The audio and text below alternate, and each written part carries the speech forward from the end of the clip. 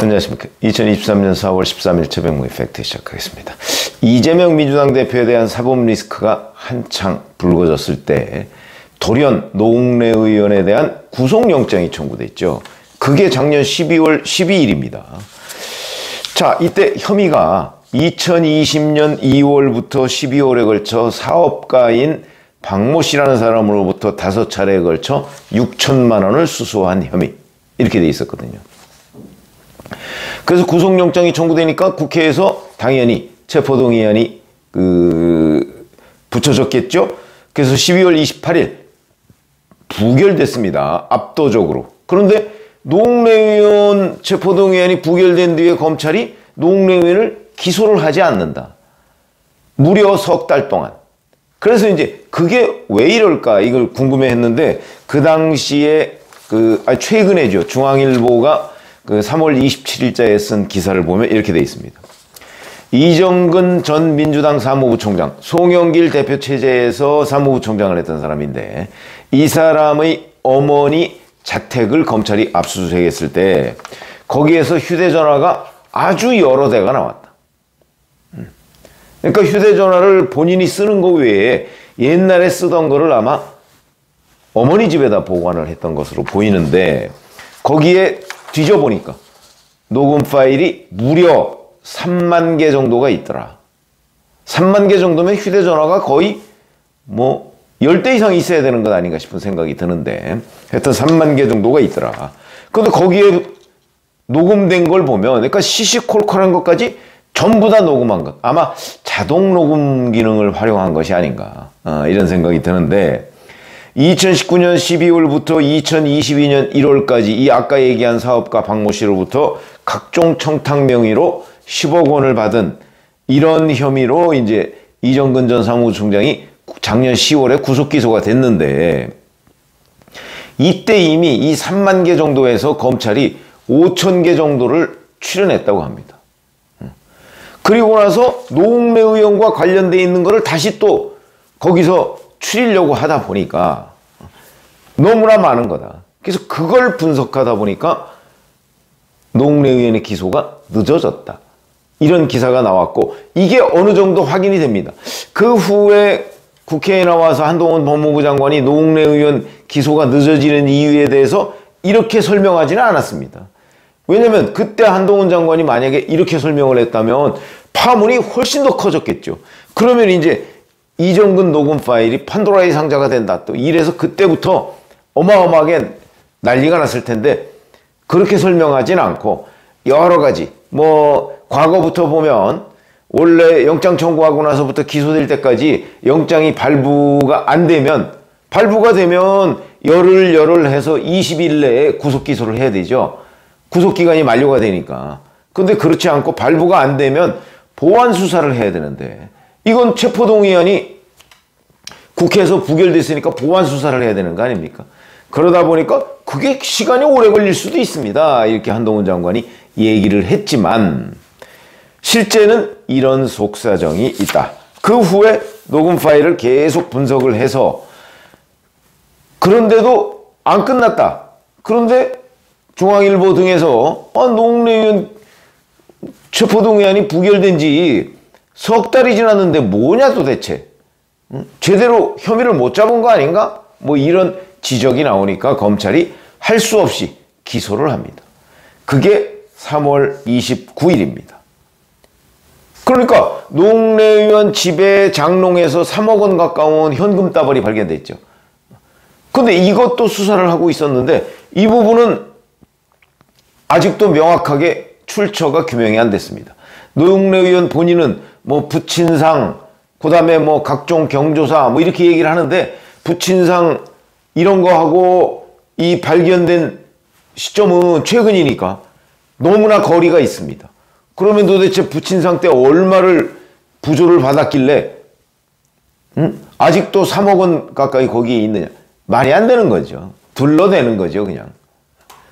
그러다 보니까 그 정확한 출처가 무엇이냐 하는 것도 매듭을 지어야 되고, 그 다음에 쭉 그동안에 이제 이정근 녹음 파일에 있는 거를 확인하는 과정, 이런 것들이 이제 필요했던 거죠. 그 녹음 파일을 분석해서 거기서 노웅래 의원과 관련 있는 거, 사업가 박모 씨와 연결되는 거, 뭐 이런 거를 뽑아내려고 하다 보니까 시간이 있었고 결국 그걸 다 못한 상태에서 노웅래 의원을 기소할 수밖에 없었다.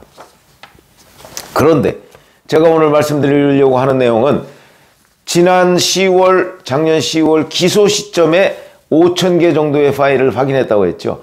이거를 추가로 계속 더 범죄 혐의, 앞뒤 맥락 이런 것까지도 확인을 했는데 가장 최근까지 유효한, 그러니까 범죄 혐의라고 인정할 만한 파일, 이것만 해도 2,000개가 넘는다. 검찰 주변에 취재를 해보면 2,000개가 넘는다는 거죠. 그래서 어제 민주당의 윤관석 의원과 이성만 의원 사무실 등 한 20군데 정도를 검찰이 압수수색을 했습니다. 2021년 5월 민주당 전당대회 당대표 선출 과정에서 돈봉투 의혹이 불거졌다. 이건데 이 윤관석 의원, 이성만 의원, 그 다음에 송영길 전 대표 보좌관 이래서 10여 명의 자택 사무실 뭐 이렇게 이제 압수수색 대상에 포함이 돼 있는데 왜 포함이 돼 있냐? 윤관석 의원 등이 이정근 전 사무부총장을 통해서 강래구 한국공공기관감사협회장한테서 6천만 원을 전달받아서 민주당 현역 의원 10여 명한테 돈 봉투를 건넨 혐의, 1인당 300만 원 정도씩 들어가 있는, 이걸 총 2차례, 그러니까 이거는 아마도 가설을 보자면 송영길 전 대표 당선을 위해서 민주당 의원 중에서 영향력이 좀 있는 사람들한테 한 번에 300만 원씩 2번이면 600만 원 아닙니까? 그거를 강래구 공공기관 감사협의회장이 모아서 이정근 전 사무총장을 통해서 윤관석 의원한테 전달을 했다. 또는 이성만 의원한테 전달했다. 이게 전체적인 그림입니다. 그럼 누구를 위해서? 송영길 대표 당선을 위해서. 그러니까 송영길 대표가 전당대회에서 돈을 풀었다는 거죠. 뭐 이거는 아주 이례적인 일이 아닙니다. 과거 박희태 전 국회의장도 당대표, 한나라당 당대표 선거에 나왔을 때 돈봉투 사건을 일으킨 적이 있었죠. 비슷한 사례입니다. 의뢰 이런 일에는 돈봉투가 있게 마련이다 하는 건 이제 저희들의 경험인데 그게 근데 잘 불거지지가 않죠. 왜냐면 돈봉투를 받고 그 사람이 뿌린 사람이 당선이 되고 그리고 나서 아 이거는 뭐 후보는 모르는 거다 뭐 이렇게 잡아떼면 다른 증거가 없으면 처벌하기가 쉽지가 않습니다.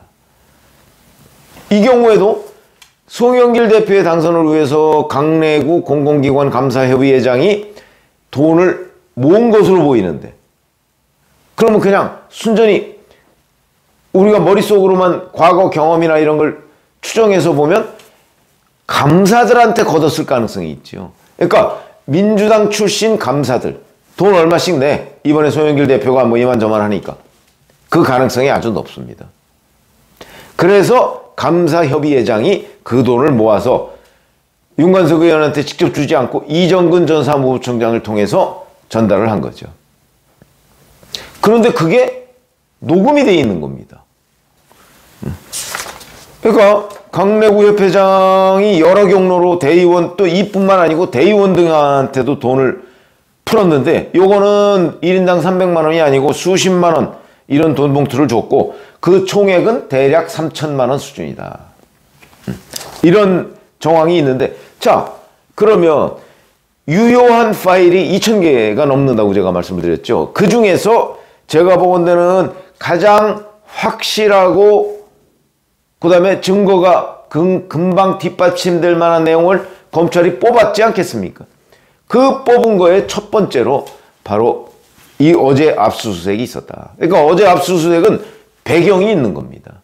결국 이정근 전 사무부총장 녹음 파일 중에서 5,000개로 처음에 추렸다가 2,000여 개로 추리고 그 중에서 정말 범죄 혐의가 명백하고 이거는 수사를 좀 빨리 끝낼 수 있겠다 싶은 그 카드를 하나 꺼내 들은 거죠. 그럼 2,000여 개가 넘는 유효 파일 중에서 어제 꺼내든 이 윤관석, 이성만 의원 이 돈봉투 의혹은 그야말로 빙산의 일각보다도 더 작은 거다. 그러면 나머지 앞으로도 뭐 거의 2,000개 가까이 있는 건데 이거에 대한 범죄 혐의는 어떻겠는가? 이래서 이제 이게 뭐 판도라 상자다 이런 얘기를 하게 되는 겁니다. 그래서 이정근 전 사무총장이 그 민주당에 그렇지 않아도 이재명 대표 사법 리스크로 굉장히 궁지에 몰린 민주당에 또 하나의 어마어마한 폭풍우를 몰고 왔다. 이렇게 말씀을 드릴 수가 있고요. 그 폭풍우가 정말 이재명 대표의 사법 리스크를 덮고도 남을 것인지 뭐 그 정도야 아니겠죠. 그러나 종류는 매우 다양한 이정근이라는 사람이 여기저기 뭐 노영민 뭐 또 누구 뭐 이런 실세들하고 통화하면서 뭐 이것 좀 해주세요 저것 좀 해주세요 그 다음에 누구 민원 들어주고 이런 것들이 거기에 모조리 녹음이 돼 있을 테니까 물론 관련자들은 다 부인하겠죠. 나와서 통화한 사실은 부인할 수가 없으니까 통화를 했는데 그거 그냥 하고 무시했다.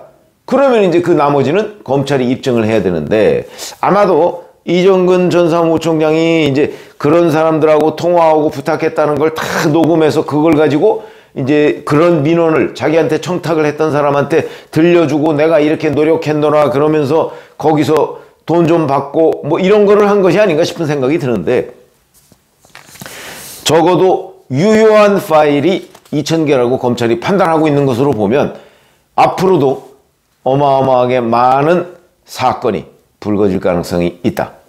이렇게 판단이 돼서 제가 오늘 이정근 유효 파일에 대해서 말씀을 드렸습니다. 고맙습니다.